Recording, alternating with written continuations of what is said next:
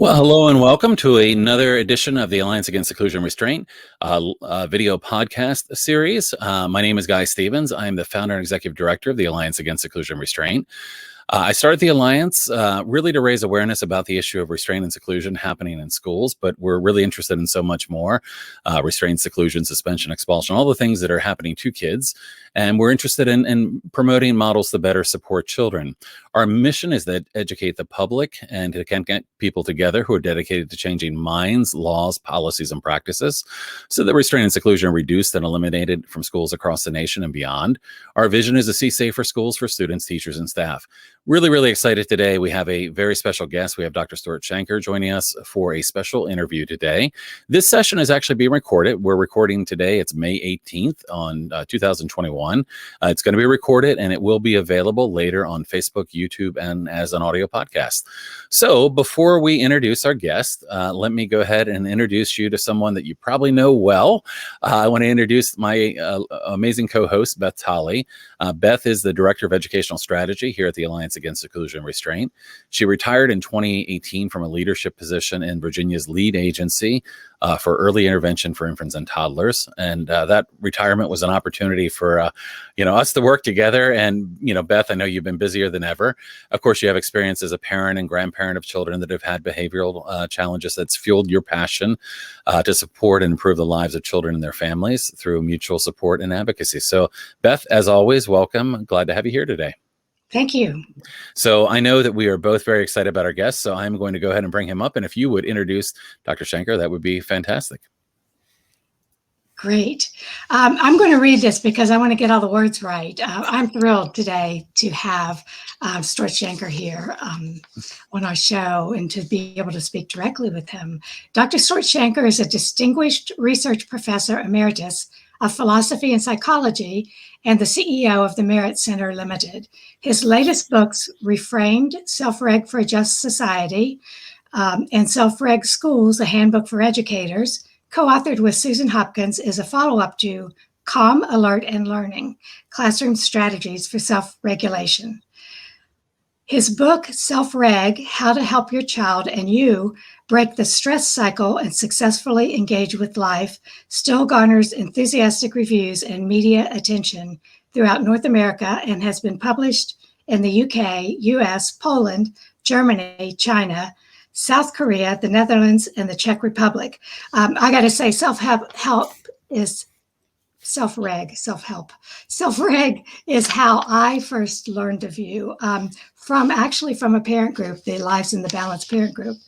In 2012, Dr. Shanker founded the MEHRIT Center as a self-reg learning and information center. Stuart commits considerable time to bringing the research and science of self-reg to parents, early childhood educators, teachers, educational leaders, health practitioners, and communities through his writings, presentations, online courses, webinars, social media, and a blog entitled The Self-Reg View.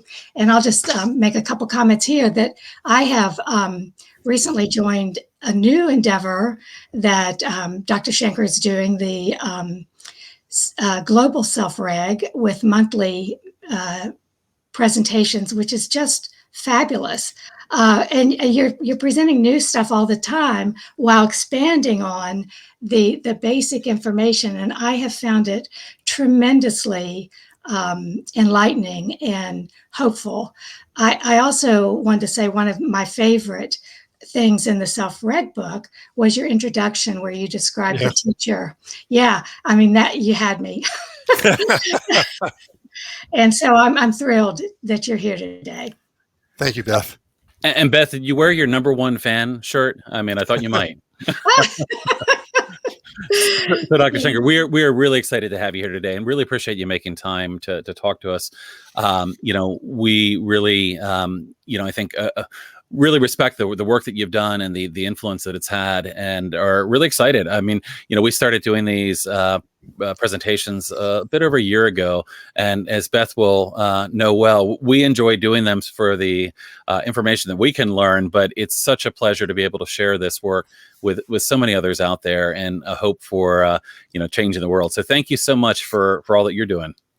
let me just tell you, Guy, that your alliance is actually the reason why I got into this work in the first place. So I deeply believe in everything you guys are trying to achieve. I really appreciate that. And, I was having a conversation with another ally recently and said, kind of, we're all in this together, Yeah. There are things that we can do, and anything we can do to work together is fantastic. So again, welcome. And we're going to start out with some questions here just to share with the audience a little bit more about who you are and kind of the work that you did. So I want to start off with just getting us some very basic background of kind of when did you become interested in child development, and how did your career take that turn into where you are now? Well, I was a graduate student and then a postdoc fellow at Oxford, the university. And I was there when Jerome Bruner was there. And Jerry became not just a huge influence on me, but also a very close friend. At the time, when I was at Oxford, I was working on artificial intelligence. And Jerry was lecturing on child development. So I do all this work on AI models, and then I go and learn a little bit about reality from the reality of child development from Jerry. And at some point, Jerry said to me, you're going to have to make the jump here, because apart from Teflon, I'm not sure what these guys have produced, but in child development, we've really learned a lot. So that's a long answer to your question. It goes back to the middle 80s, but let me give you a further answer, okay, Guy? And it'll take us into our work today. That sounds great. I was actually specializing on something called self-modifying algorithms. And that was the AI version of a model called homeostasis that was developed in the US by an American physiologist, Walter Bradford Cannon, in the early 20th century.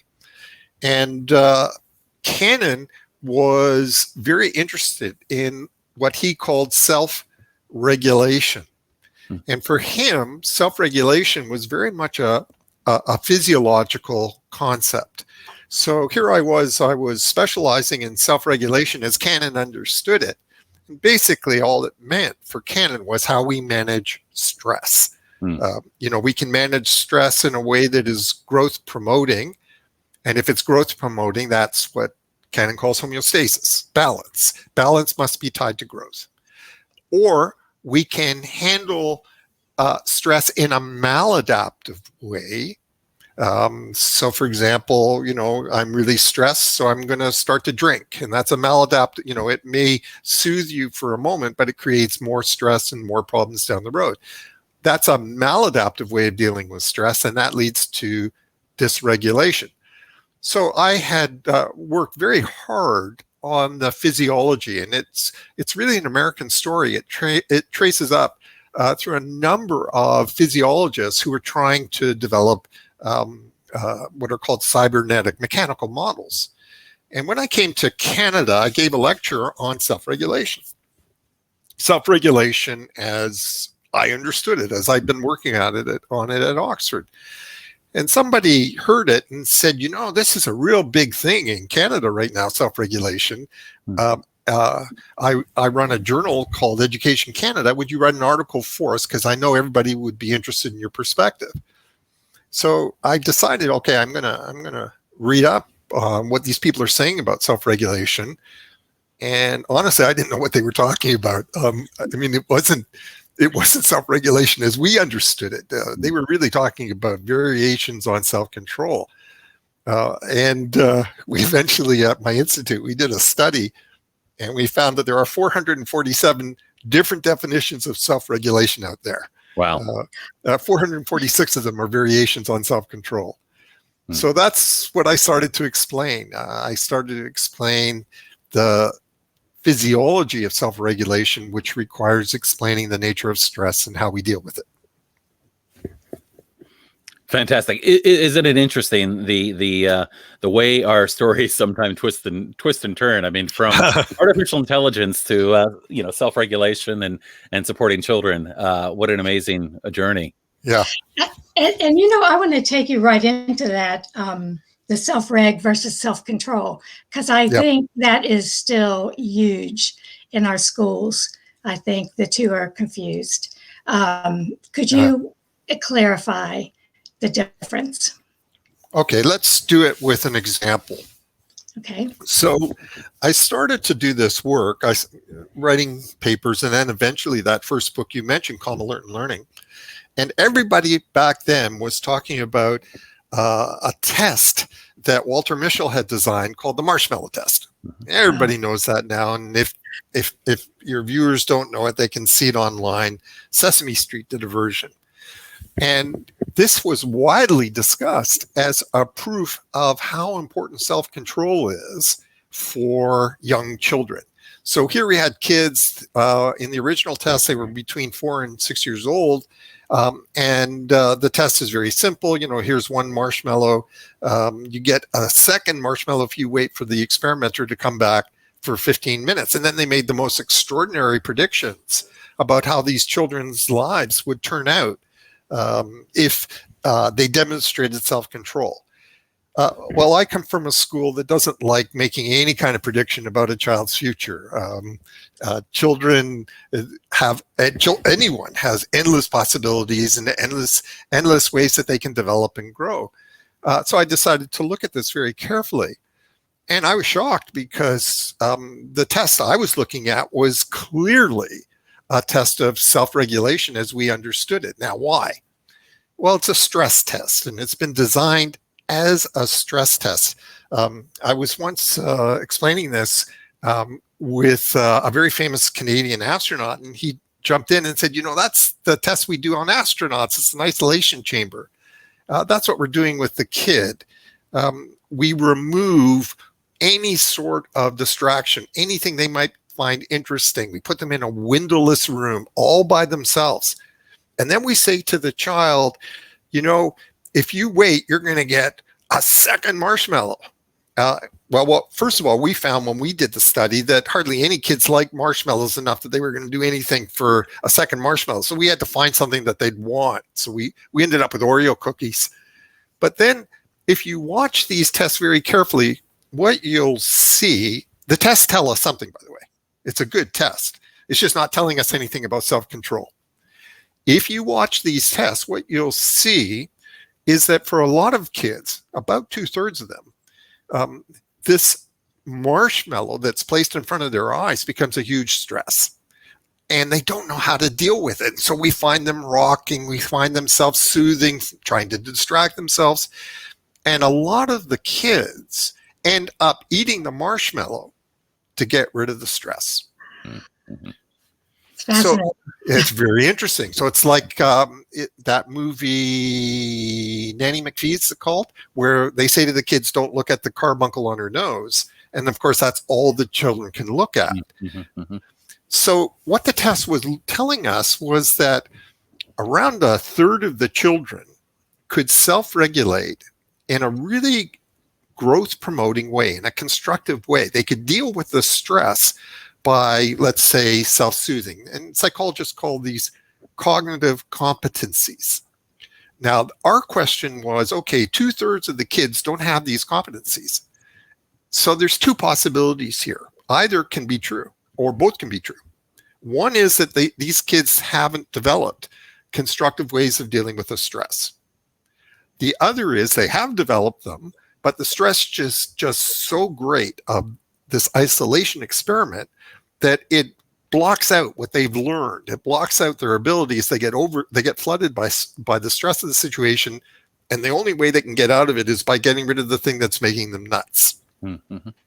So from there, what we started to look at, just to answer Beth's question, is, okay, so how many of these experiments that were supposedly showing us something about self-control in children are really actually telling us something about whether the child is constructively dealing with stress or has maladaptive ways of dealing with stress.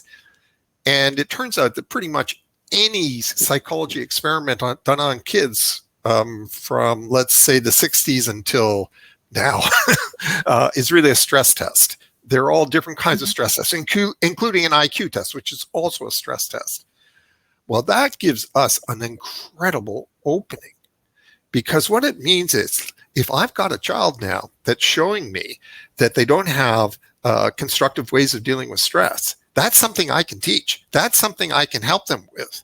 So then the next step was we wanted to find out, well, at what age can I actually help a child develop constructive ways of dealing with stress? And what we found was around the age of 3.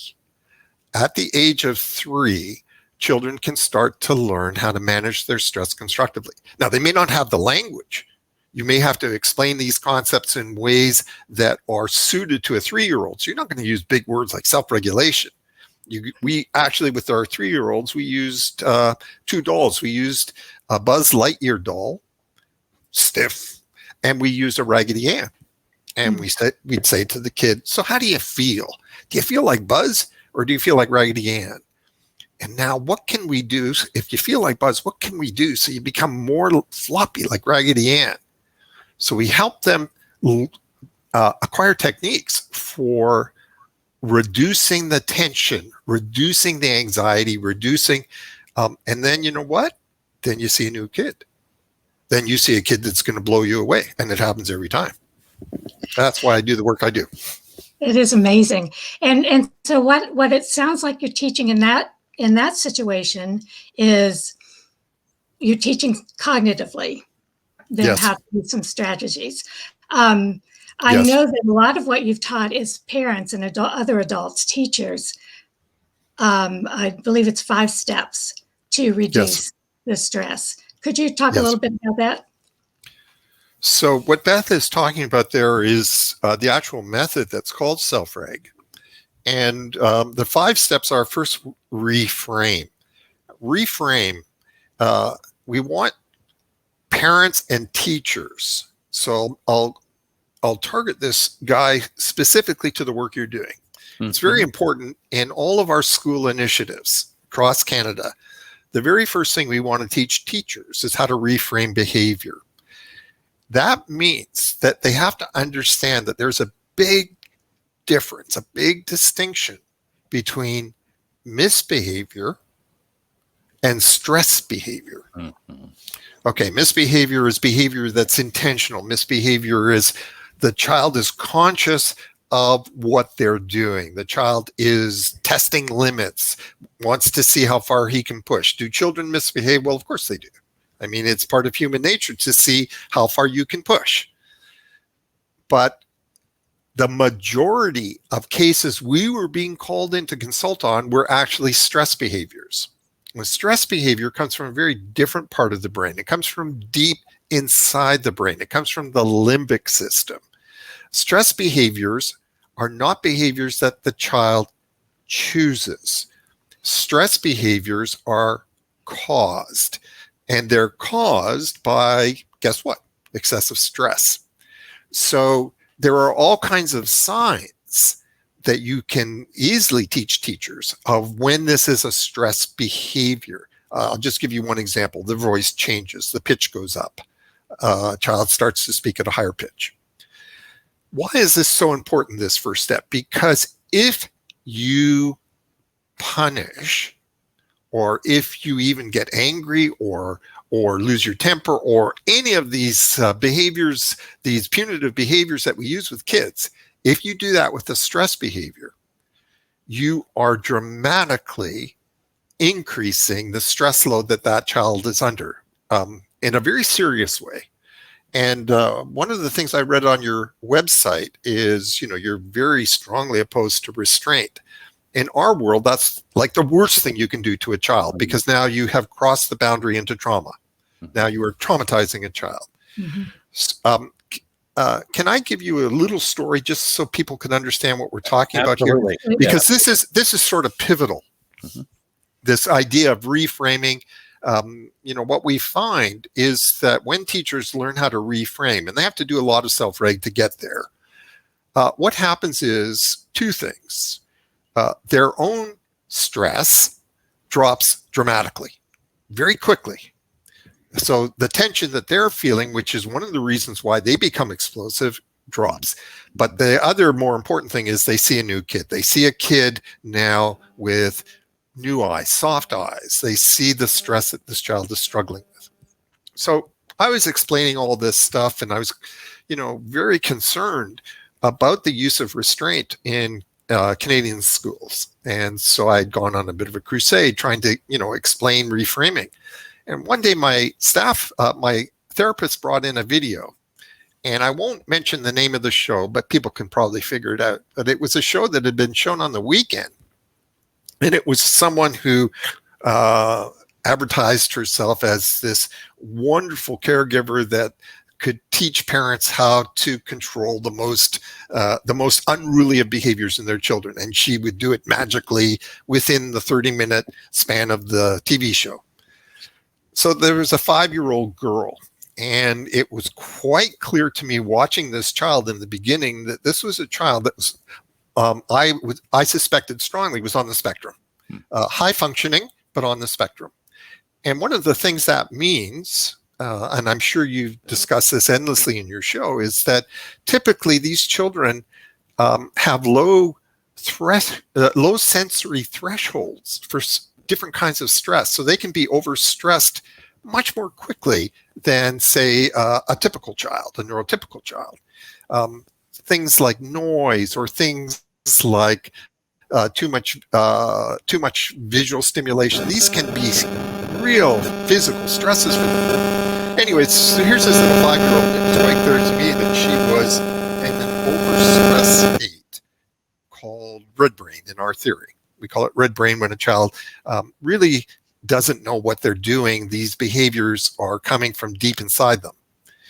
And so the lady on the TV show takes this child and she puts her on the naughty stool. So right off the bat, my own tension is going up. And then I couldn't believe this was on primetime TV.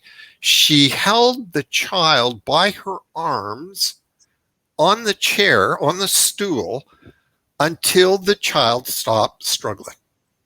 And then she turns to the parents and she says, you see, that's all she needed. All she needed was, she just needs a bit of firmness, and now you've got the child that you want. So we studied this very carefully in our institute. We had a brain lab on one side and then a clinical institute on the other.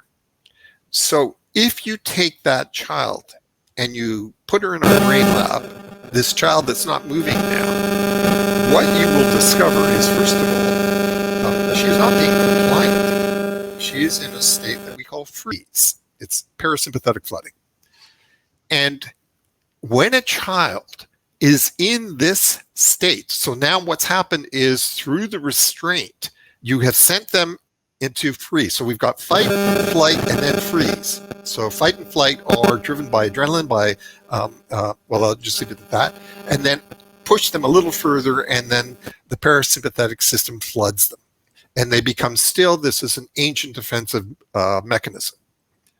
But at the same time, this child is in a state of seriously heightened sympathetic arousal. And what that means is, if we can hook her now, if we take her into the neural lab and we hook her up to our various machines, what we'll find is her heart is beating like crazy. Her brain is got cortical arousal, which means typically we want to see these nice slow waves. Her brain is going like this. So in this state, this child is burning enormous amounts of energy. She was already burning a lot of energy when she was overstressed. That's what stress does. It costs us energy. So now what we've done is we have sent her into the deepest parts of her energy reserves. She is now in a borderline state of a serious breakdown. This will have serious consequences. So when we talk about, you're going to traumatize the child by restraining them, etc., not only are we talking about a memory that will be stored in the hippocampus, that this event will be stored in her, but furthermore, she is now prone to constantly burning energy even while she's sleeping. this is going to affect her mental and physical health sooner or later, probably sooner. So what we wanted teachers to understand is that when we talk about the importance of not resorting to restraint, and restraint, by the way, can be verbal. It doesn't have to be physical. What we're talking about is this is a life. This is the well-being of this child, physical and mental, and you have a chance here even if this is a child who is prone to becoming overstressed, you have this opportunity now to change this child's trajectory. How? Okay, so we've reframed. We've seen that this is a case of a child who's really under an excessive stress load, whatever that might be. And we can talk about that later if you want, Beth. Now the question is, okay, what next? What do I do? Okay, so I understand what Shanker's saying. I understand the kid's overstressed. What am I supposed to do? Well, the next step 2 of self-reg, is you got to figure out the stresses. And that's not so easy. So that's part of the training that we do is explaining. We did what's called a stress inventory. What are the stresses that typically affect a child? And we interviewed, we used the internet. We came up with literally a couple of thousand different kinds of stresses that a child can be affected by. And some of them things you would never dream could be a stress. So I'll give you an example. I won't explain it in detail, but soft drinks can be a stress, a physiological stress. Mm-hmm. So then we did what's called a factor analysis. And we grouped all these into 5 basic groups of stress. Physical stress, so something like crowding, too many kids in a small space. Physical stress, emotional stress, that's kind of easy. Cognitive stress is what the last book is about. Cognitive stress, you want an example? Okay, math. Math is a cognitive stress. And we can explain why it's a cognitive stress. Once we understand why it's a cognitive stress, we can figure out ways to reduce that stress. I'll get to that in a second. The 4th is social stress. And that's easy. Anybody can figure that out. And then the last one is pro-social stress. The ways that we expect children to behave, to be seen as a good kid, a nice kid. Okay. So you've done that now. We're constantly explaining to parents that, you may think that what the stress is, that there's an obvious stress. And there's a nice example of that in the Self-Reg book, the second book in the series that Beth mentioned. Don't jump to that conclusion, because something that stresses the child today may not have done so yesterday. So we have to get a broader picture of the stresses that the child is under. And typically what we find, let's say it's an emotional stress, so we're talking about teens, and it's easy to pick the emotional stress, but we find that, in fact, there was quite a lot of physical stress leading up to this. So we really want to be thorough looking at the stress. We talk to parents about you have to become a stress detective. Look at all 5 domains. Next step 3, reduce the stress. And how do you reduce the stress? Well, let's say we use an example. Let's say it's the child is stressed by noise. Okay, turn off the radio, turn off the TV, reduce the noise. Step 4 is the hard one. Step 4 is sort of the pivot in self-reg. And this is, we want the child to become calm. Now, what we have found in our work is that, I'll only speak of Canada, but I suspect the US is the same. We have a generation of children who do not know what calmness is, who do not know what it means to be calm, what it means to be in that state where your tension has relaxed, where your mind has relaxed, where the waves are slow. In fact, there's a shift that goes on, a neural shift that we could, in a neuroscience class, I would talk about the shift that goes on from one part of the brain to a different part of the brain. And so we can measure calmness literally I can measure it by what's coming off the child's skin, but I can also see calmness. I can see their shoulders drop. I can see the muscles in their face drop. And that example I gave you before, the kid on the naughty stool, tells us there's a huge difference between quiet and calm. So calmness is an embodied state. And that leads to the fifth step. And the fifth step is called restoration. Restoration is, again, a psychophysiological concept. And essentially, what has to happen once you've gotten to calm, you're in a state where you can begin to refill your tank. The child's fuel, a child runs on glucose. When a child's overstressed, they burn all their glucose. If they're punished, they go into their reserves. They're now burning the glucose stored in their fat cells. So I've got to refill all that. I've got to give them back all that glucose so that they're happy, so that they're optimistic, they're positive, so that they're, everything about them now is primed to learn. They can do well now in school. So how do I help a child restore? And the answer is get to know the child, because every kid is different. Okay, right. So those are the 5 steps. Yeah. Which brings us to the relationship piece and how critical that relationship piece is. When you get to know a child, amazing things can happen. There's so much you said there, and so many things that popped into probably my mind and Beth's as well. One of the things I just wanted to touch on a little bit is we often have heard people justify the use of seclusion as, well, we put them in seclusion so they can calm. Now, of course, we can recognize that seclusion is leading to distress, that it's leading to trauma.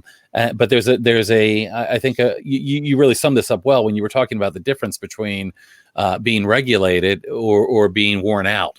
And people often think because the child at the end has given up and has Yep. How do we help people to understand that difference between something that, the child, and often these are very young children. These are 7, 8, Yep. 9-year-old children who may not even really have the ability to regulate on their own. How do we communicate that more effectively to people? Well, that's a golden question, right? Okay, so there's lots of guys that are talking about this. So I'll tell you how we talk about it in Self-Reg. So because my training and background were in neuroscience, we use a fancy little term for this. And the fancy term is called secondary altriciality.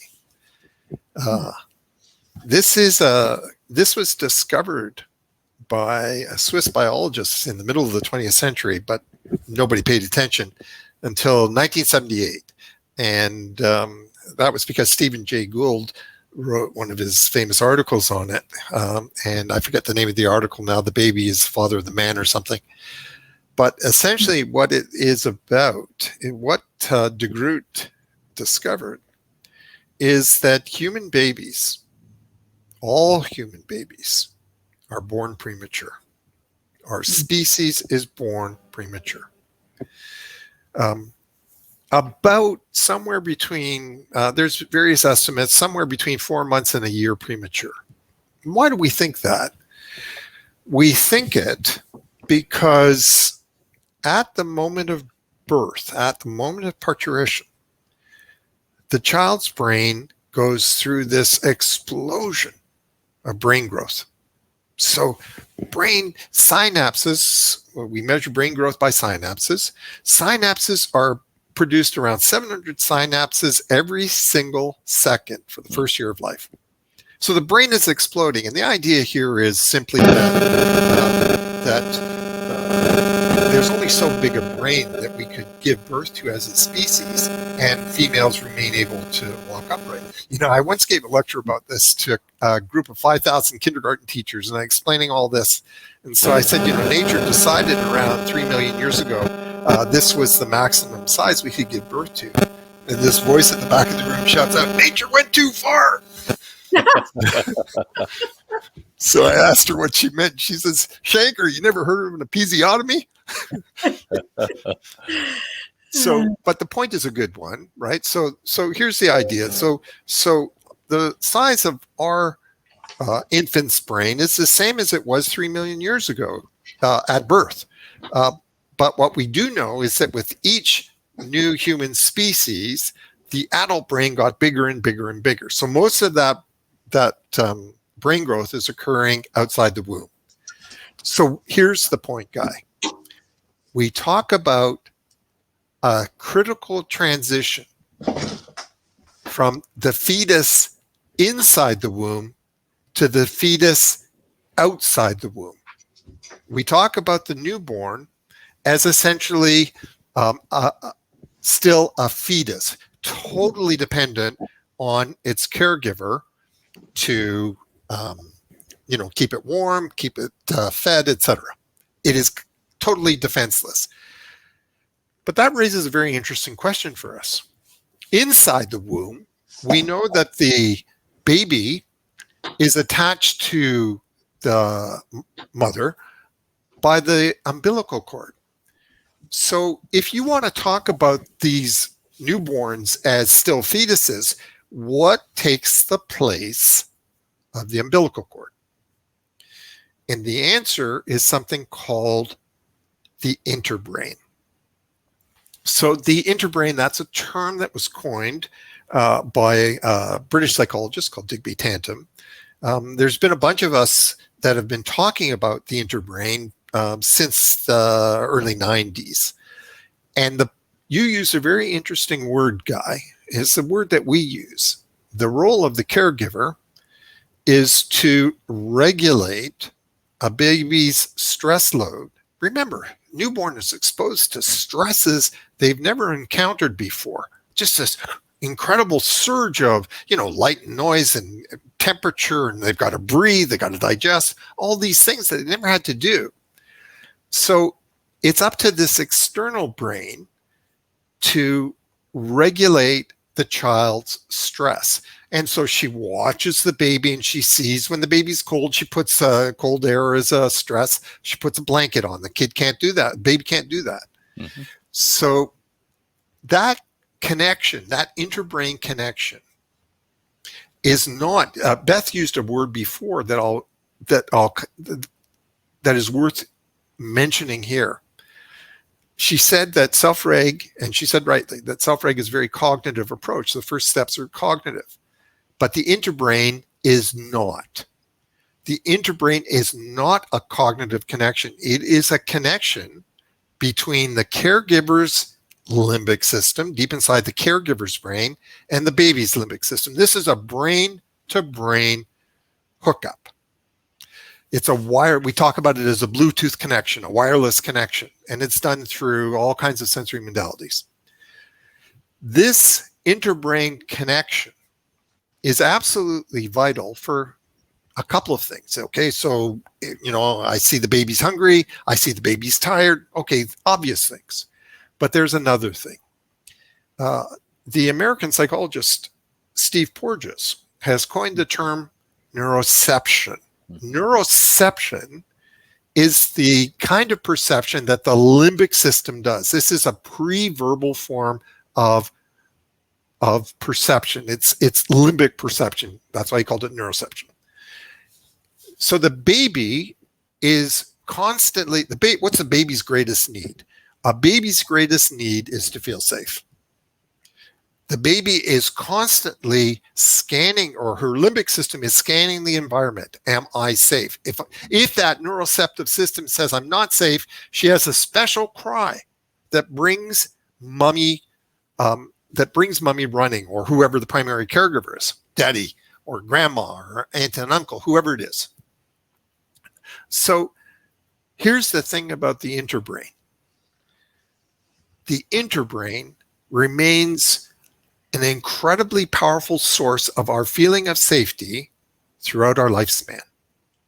We now know that we can dramatically improve the medical condition of seniors, of the elderly, by restoring interbrain connections in their lives. So our brain is wired to need someone that we regard as a secure base, hence the term secure attachment, to make us feel safe, to turn off my alarm. Okay, now all of this is my way of answering Guy's question. So here I've got this child now, and for whatever reason, the child's been put into seclusion. And what that tells us is that undoubtedly the child's limbic system has an alarm. We just call it the limbic alarm. It's the amygdala. And that alarm has been triggered. That alarm is sending the child into fight or flight. So here we have now, whoever it is, say a teacher, and she's got a kid that's in fight or flight. Why the kid got there is where we would go next, because we want to prevent all this. But for the moment, I now have this child who's in fight or flight. I have this child whose alarm is shouting, fire, fire, fire. How do I turn off the alarm? If I put that child into isolation, I am denying the most important biological imperative that that child has, which is I need someone now. I need my interbrain to make me feel safe so that this alarm can turn off. In isolation, there is no interbrain. And then we get to the rest of everything that Guy said. So now what's going to happen is through entropy, she's just basically going to burn out through all of her energy. And then once she's run out of energy, then she goes into a dysregulated state and everything quiets down. And you think, oh, well, now you see the seclusions work. But what you've really done is contrary to everything we know about biology. One of the questions that I get asked all the time is, okay, so what you're saying, I mean, when I'm talking to teachers, so what you're saying is you know, that, okay, I get it, that this child needs that brain-to-brain hookup in order to turn off her alarm. But I've got 25 other kids in the room. How am I supposed to do that with this child? So there are various answers to that. But the first and the most important answer is, well, it's got to be done. If what we want to do is we want to turn off the alarm so that she's not burning through all of her glucose, then there has to be that secure interbrain connection. So we've experimented with different things in my own province in Ontario, and what we found is 10 times out of 10, the educational assistant is a godsend in this situation, because the educational assistant has had a chance to create that secure relationship where she can read or he can read the child's signals, but also where the child feels safe with this person. That child must be with someone that they feel safe with. Right. The next part of the argument is, how on earth did you get to that? But I won't go into that. Well, I will. There are a couple things that have been going around in my head. The first is when I've heard things talk about how to do self-regulatory help for kids, that you could target 3 different areas: the cognitive, the midbrain, and the survivor brain. And what strikes me is that, and I'm probably wrong, but let me just check, that the inner brain is really the mediator for the midbrain and the survivor brain. Okay. That's exactly right. All right. And I never thought of it that way. That's fabulous. The other thing that strikes me, and it struck me for a long time, is that our most common system in the United States for behavior management, I don't care for the term behavior management, but anyway, the school system for maintaining discipline and control, and really it's promoted as being positive, is all cognitively based. Everything is about teaching the expectations. Okay.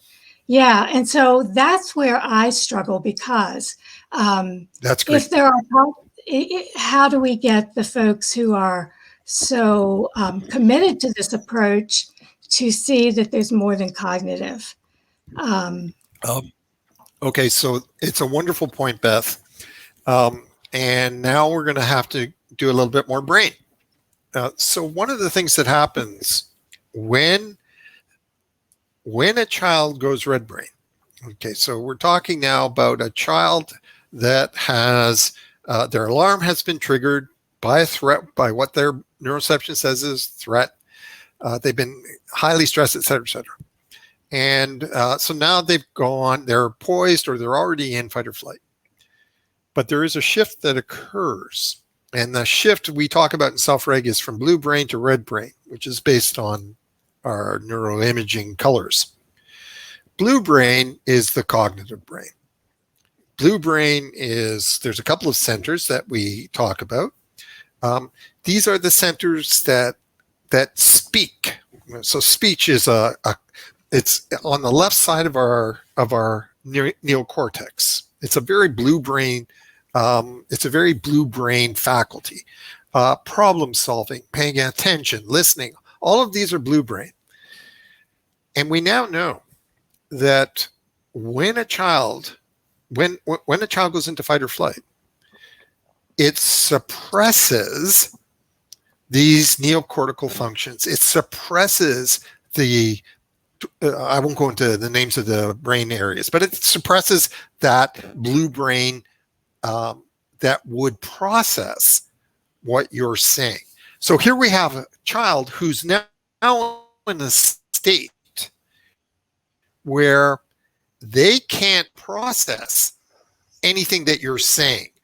And typically, there's a nice example of this in Reframed. I got called into this school near me because there was a 13-year-old who had gone into red brain, and the vice principal kept on ratcheting up the punishments. And so now they were at the point where they were ready to expel the kid. And what he'd done was innocuous. It was, he had said something inappropriate to a girl. But he's 13 years old. I mean, okay. What made them nuts, the teachers, the vice principal, what made them all crazy was that they said to him, you're going to have a detention. And he answered, I don't care. And then she said to him, well, you better care, mister. And so they kept on going up and up and up. And he kept on saying, I don't care, I don't care, I don't care. But this was a school that I'd worked with, and the principal had adopted a no expulsion. They would not expel children. So here we'd had a case where what started off as a minor social infraction was now going to lead, they were being pushed. They felt their credibility was on the line, how they appeared to the other teachers, to the other students, how they appeared to parents. They had to take a stand, but they didn't want to. The thing is that when he said, I don't care, it's what we call a limbic utterance. And there's different ways of telling when it's a limbic utterance, but basically you just go by tone of voice and how he looked, and he was in a very defensive posture. He wanted to escape. He wanted to, all he was intent on doing was say, whatever to get out of here. And at that point, he would have welcomed being expelled because he couldn't think through consequences. That thinking part of his brain is offline. And all of these threats that they were making, he couldn't process other than as a threat. So what had to happen here was the very first thing that had to happen. It wasn't that hard either, was everybody stop talking. Talking becomes a stress in its own right. Mm-hmm. For God's sake, don't threaten, but let's not even talk. Let's just lower the temperature here. When I came in, there's a whole bunch of them in this little room. And the kid is sitting and everybody's standing. And I thought, okay, this poor kid, so, okay, everybody leave. Okay, just all of you go. And then, so what I did was I just sat down. I turned off the lights. I sat down and I didn't say a word just because he doesn't know me. He knew me, actually. He was a child of a friend. But in this situation, I'm a stranger. And so all he needed to do was gradually relax, gradually let all of the alarm systems have sent him into a very high tension, low energy state. So what we're going to do is we're just going to lower the temperature, and then he'll tell me when he's ready to talk. And it didn't take that long. There will come a time when you can explain to him that that was inappropriate behavior. This isn't that time. Right. When will that time come? When we can have that conversation? I don't know. With my own children, I found that time came when we were driving somewhere. There was something about sitting beside me where they didn't have the threat of looking together, and then maybe it's the vibrations of the car, whatever. We've had parents tell us that they found that they could do it via texting. You figure it out with your kid. But the point is, in this survival situation, no good's going to come from you trying to, resorting to a cognitive approach that he is not able to process. So the term that Beth used, so she said this is a midbrain connection. This is a limbic connection. And it is. It's a limbic to limbic. And what he needed to feel was that in my presence, he was safe. That's all he needed to feel. And gradually then, the advice that we gave was, let's let him go home. Let's let it cool off. Let mom and dad have the conversation. Wait until he's receptive, so that he can learn, that you don't say things like that. You don't blurt it out in class. So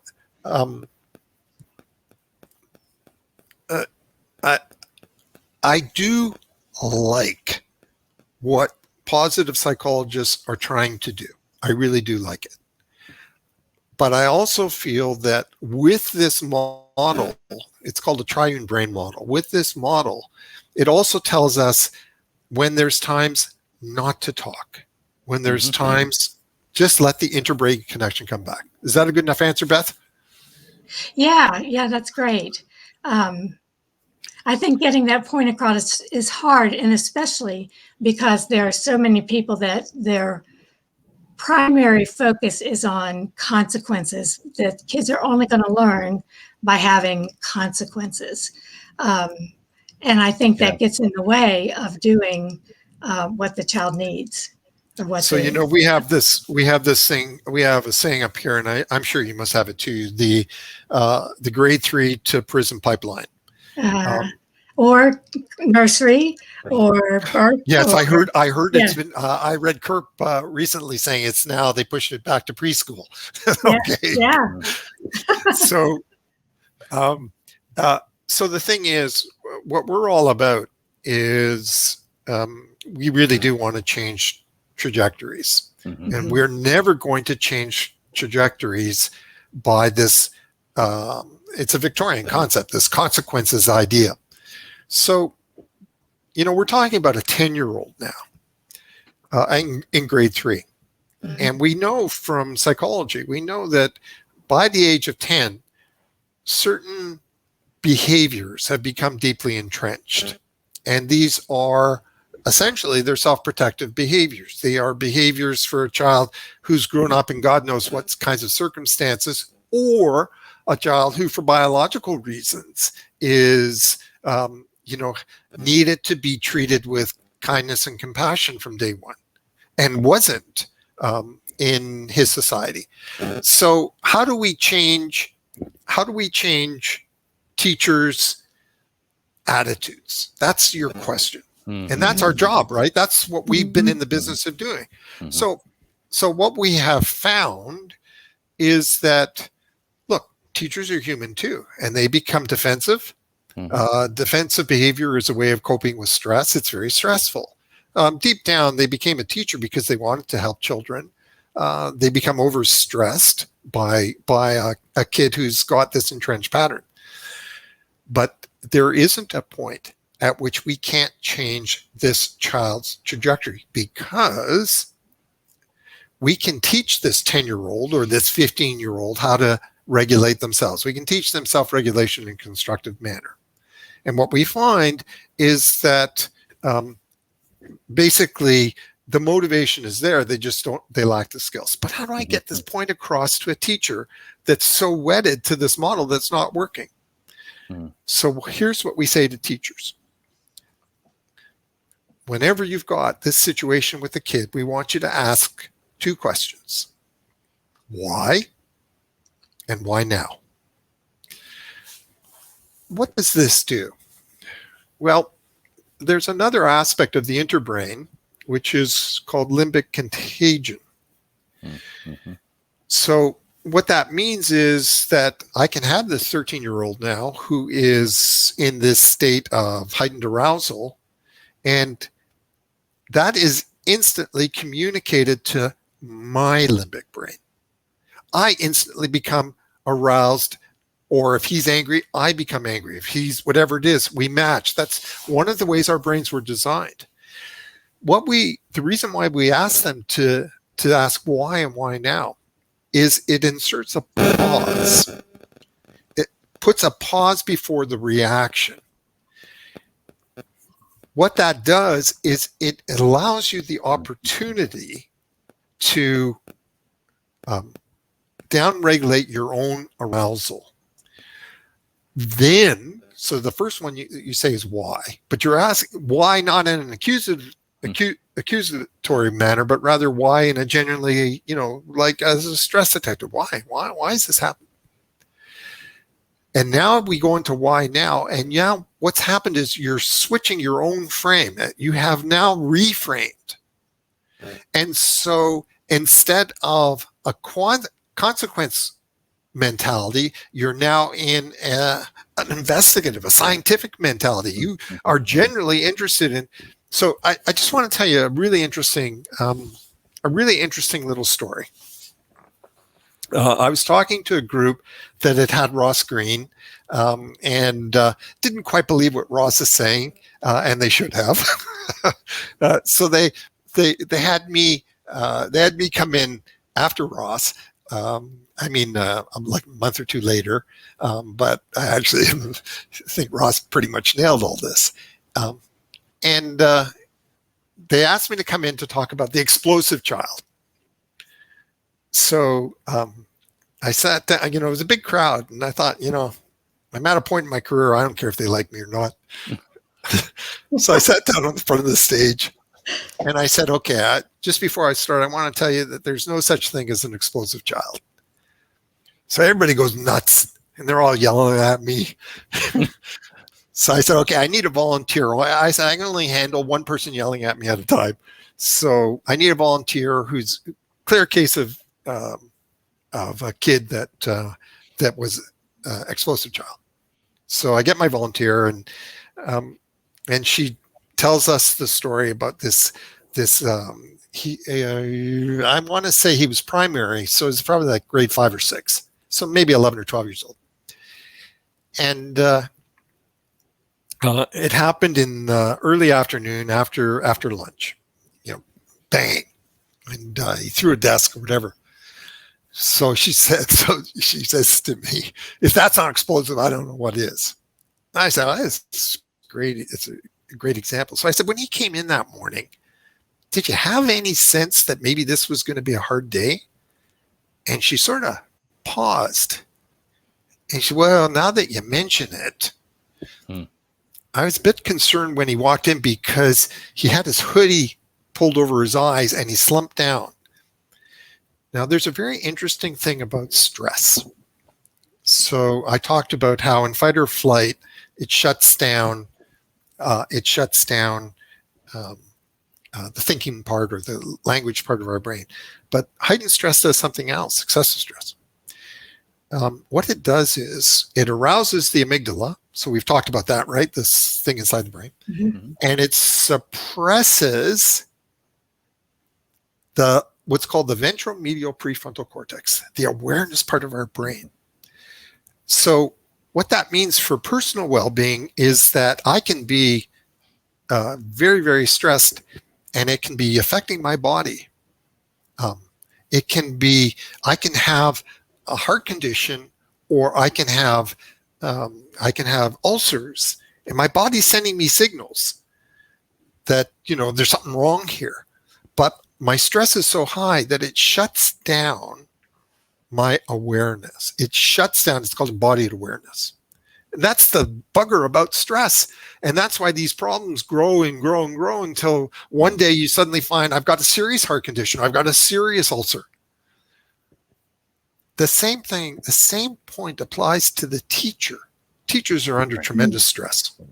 Yeah. And so she had this kid come in, and her warning sign, her awareness told her that this was going to be a bad day.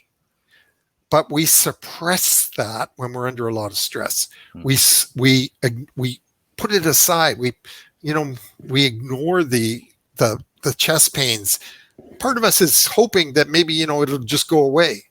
Maybe it's not serious. Maybe it's just gas. Well, the same happens with the teacher. Her stress, we do have stress attendant. We have this interbrain, and she has it with every one of the kids. And her interbrain was telling her this was not going to be a good day. Mm-hmm. That becomes a stress at the back of her mind. And it grows and grows and grows. And then finally what's happened is the interbrain has now collapsed. They're no longer co-regulating, and bang, he's gone. But in retrospect, we now see I had a chance to prevent this. Mm. I had that chance when he walked in the door. What did he need? What exactly could I have done? Well, there's lots of things I could have done. Maybe what I could have done is, instead of forcing him to, we're straight into math, let's take a break. Let's, go, I got a little part of my classroom, which is a library. Go back there and read, just, regroup. Paying attention now to his signals, I can see when that stress, in fact, his facial complexion, just the complexion tells you when he's calming down. Don't think that, don't push until you get to the situation where now it's time for consequences. Mm-hmm. So what we have to do is, then what we have to figure out is, and I'm thinking now of a question that Beth asked about 10 minutes ago. How do we help teachers? How do we help teachers process what we're saying? What we have learned. So we do a summer symposium, which I believe you've been to. I haven't, but I'm signed up for this year. Oh, yeah. Someone, I was talking about you, and they told me, I thought that they'd said you'd come. So it's really nice when we can do it in person, but we'll do the best we can online. But at our very first summer symposium, so this is our 7th, at our first one, the teachers said to us, at the very last day, we had a day, your Self-Reg. And they all said to us in the comments afterwards, this should have been day 1. So from there on, every year we've done teacher Self-Reg. We've done teacher Self-Reg before we do any of the learning stuff. And what we've learned is, if what I want is what you said, Beth, I want that receptivity. First, let me make sure they're calm. Let me make sure, because this is a tough job in a country where they're not getting a hell of a lot of support from their administration. Right. So we start off with their needs, their well-being. And then when they're in that nice blue brain balanced state, now we can start to talk about why now? But if I try to do this to a teacher that's really, just holding on by the fingertips, that message is not going to get through. Mm-hmm. Yeah. I love the questions of why and why now. And I love the idea of again, let's first help teachers look at their own stress. Yep. We've heard this message a lot. An unregulated adult's not going to be able to help regulate a child that's in need. And in fact, what we see in practice is that it's very often a perhaps well-intentioned but not appropriately trained staff member who's not only failing to de-escalate a child, but is actually escalating them. And part of that is culture. Yeah, part of that is training. But, the other thing that's entrenched in a lot of our schools is, I think about, we kind of mentioned some of the behaviorism, and, a lot of where that begins is looking at, okay, well, what was the antecedent? What was the function of the behavior? And rather than asking the important questions, it becomes very much a focused search on matching the behavior with some intent. And Exactly. yeah. And then of course that leads to a problem of, they're not considering the fact that some behavior is not volitional. They're not considering how trauma can affect the brain or disability or other things. But it's really entrenched. I mean, a lot of these, I had a behaviorist that told me, and I've quoted this a couple of times, I don't care why it's happening. I just want to change it. That was a quote from a behaviorist. You want to know what the answer to that is? How's that working for you? That's right. That's the thing. I know it's not working well. We have years and years of data where we're still seeing all the negative consequences, but it doesn't. But some people think we need to double down. Double down is the answer. Yeah, right. I want to ask you two things, and I think that's great, Guy. Probably close to the time. One of the things you talked about, I think it was in November, at the first Global Self-Reg, was about talking about how we are so I can't think of the word right now, but at opposite ends of the pole, and it's hard to communicate when you have. Polarized. And I think about polarized, and I think about this with people who think that discipline and discipline the way it's been traditionally, not the discipline meaning to teach, but the discipline meaning to punish, and consequences are the way to toughen up the kid, versus the understanding that's come in the last 20 to 30 years. So polarized, and it's hard because you went back to how it gets ingrained in our brains. And so we're not just talking about ideas that we can share, but they're kind of entrenched. So that to me is knowledge is power, but it's also a little bit discouraging. I'm framing that. I'm framing that because I think one of the things that I think has to happen is at the leadership level and the top leadership levels, the legislators, the education departments have got to be the ones who begin to see the difference, because the people on the ground floor are beating their heads against the wall trying to make some of these changes. But until there is an understanding at these higher levels, I think we continue to beat heads against the wall. So could you fix that for us? Well, let me give you the answer I was thinking when you said it. So I am hopeful. I am very hopeful. So how do you do this? How do you do what Beth is asking? Well, that's what Guy's doing. This is going to work. This is going to penetrate. So look at your numbers. The numbers tell the story. So you get, guess what? We got we jumped up another 20 people this week. It's a slow incremental growth that occurs in Spanish. You say paulatinamente, step by step. You're part of, I referred to it recently as riding the wave. There's a wave going on now. I see it in Canada. It will happen in your country too. So what would I like to see happen? I would like to see Guy have so many thousands of new listeners that he's pulling out the few hairs that are left on his head. There are many there. These are the signs you look for. These are the voices.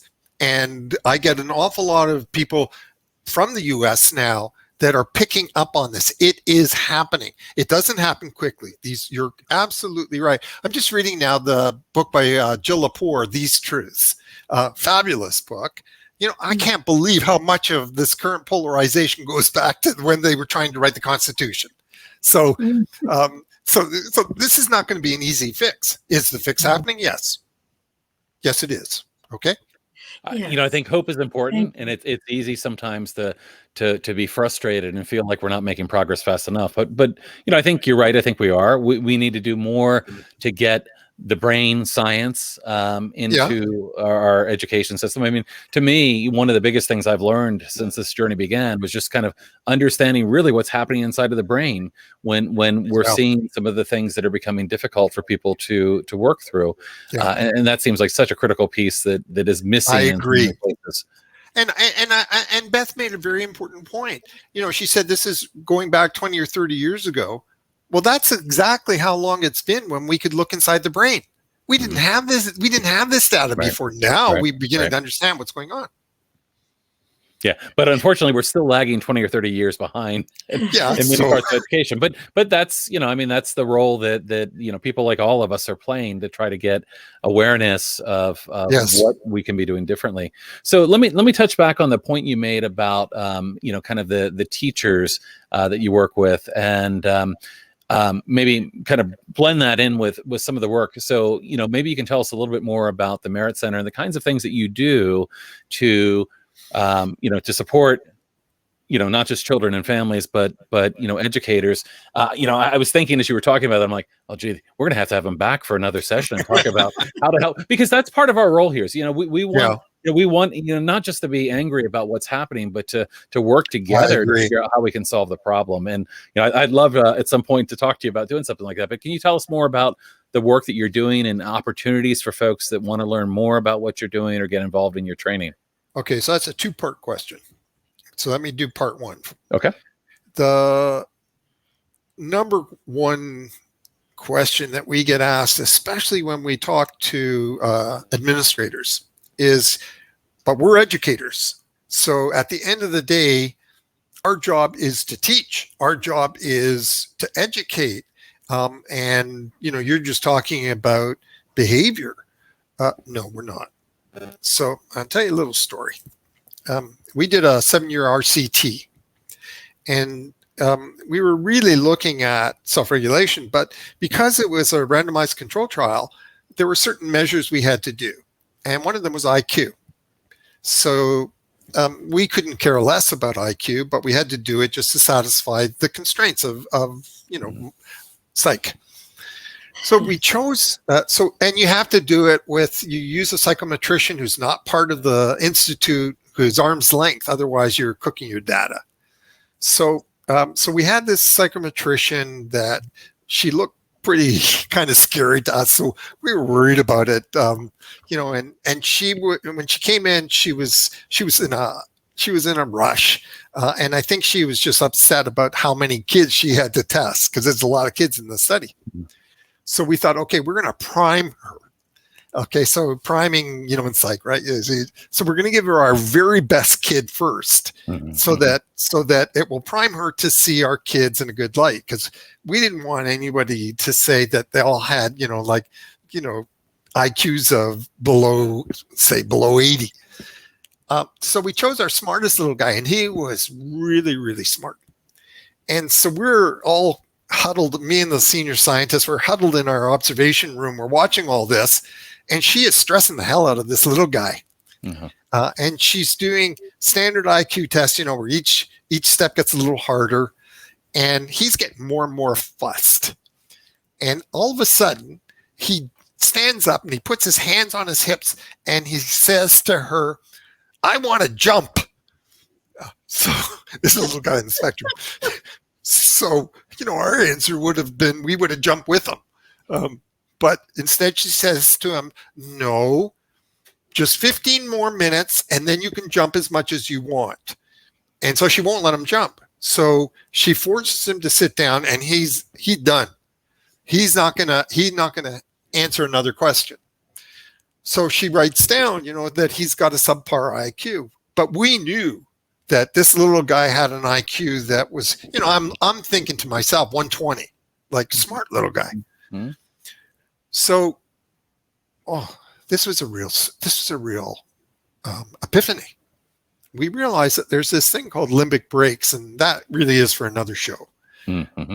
But, if a kid's limbic brakes kick in, and it stops him from answering your IQ tests, it stops him from answering your math question, and you think all he needs is, you can do this, I'm going to push him, and if you don't do it, you're going to come back to what Beth said, you're going to pay the consequences. You'll have no one else to blame but yourself for not trying.